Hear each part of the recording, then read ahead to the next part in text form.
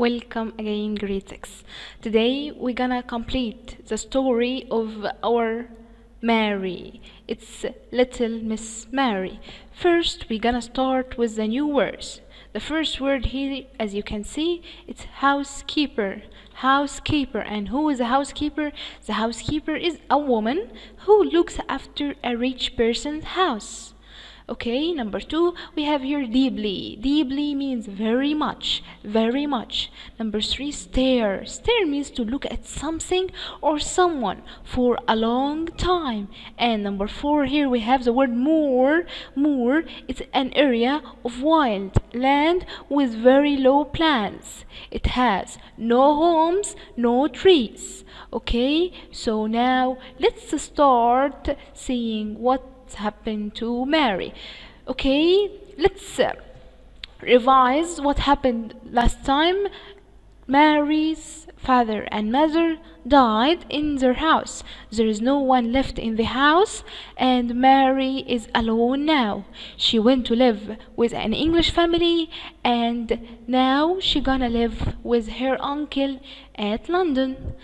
Now let's start. Mary was met in London by Mrs. Craven. Mr. Craven's housekeeper is called Mrs. Medlock. Mrs. Medlock. So Mr. Craven's housekeeper is Miss Medlock. Okay?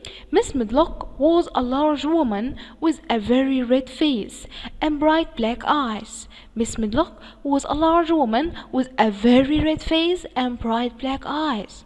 Mary's uncle, Mr. Craven, lives in a big old house, and there are nearly 100 rooms. He married a sweet, pretty girl, and he loved her deeply, but she died. The train journey lasted all day, so Mary went there by train, and it was dark when they arrived at the station. It was a cold, windy night, and it was raining heavily. There was a noise. Mary asked Miss Medlock about it. She told Mary that was the moor, but Mary didn't like this sound. Okay, so now let's start seeing what happened. After the long sea journey, she was met in London by Mr. Craven's housekeeper, Miss Medlock. Together they traveled north by train. Miss Medlock as you can see here, Miss Medlock was a large woman with a very red face and bright black eyes. Mary didn't like her, but that was not surprising because she didn't usually like people. Miss Medlock didn't like Mary either. What a disagreeable child, thought the housekeeper, but perhaps I should talk to her. I can tell you a bit about your uncle, if you like, she said aloud. He lives in a big old house, a long way from anywhere. There are nearly 100 rooms, but most of them are shut and locked. There is a big park around the house and all kinds of gardens. Well, what do you think of that? Nothing, replied Mary. It doesn't matter to me. Miss Medlock laughed. You are a hard little girl. Well, if you don't care, Mr. Craven doesn't either. He never spends time on anyone.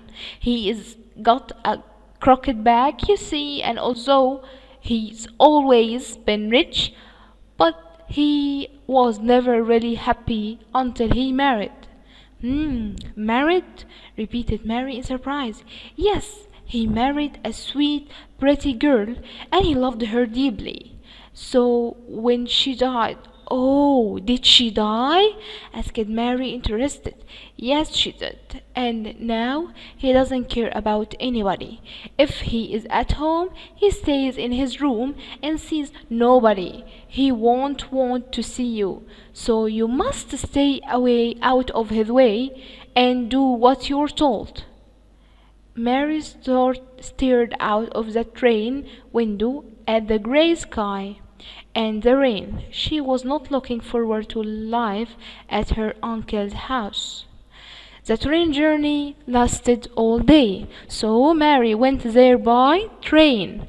and it was dark when they arrived at the station.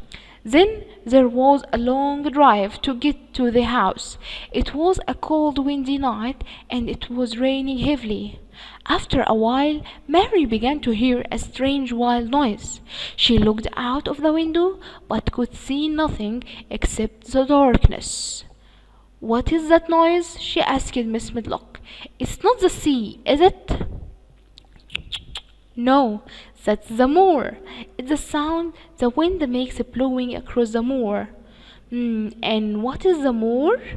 "It's just miles and miles of wild land with no trees or house. Your uncle's house is right on the edge of the moor." Mary listened to the strange, frightening sound. "I don't like it," she thought. "I don't like it." She looked more disagreeable than ever. So Mary didn't like what's happening now. Mary didn't like the home and didn't like the life she will live. Okay, now let's complete our questions. So we will start with the first quotation.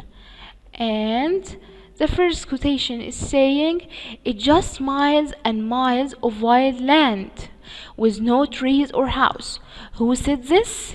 Yes, it's Miss Medlock. Excellent. Okay, don't forget to write the name in capital letter. And to whom? Miss Medlock this time was speaking with, yes, she was speaking with Mary about what are they speaking about? They were speaking about the moor, yes. Number 4, Mary and Miss Medlock traveled north by, yes, I said it many times, she traveled north by the train. And Mr. Clavin lives in a big old house a long way from anywhere. Now it's time for you to read the story, okay, and check your pronunciation. Enjoy the story and wait for me next time. Bye bye.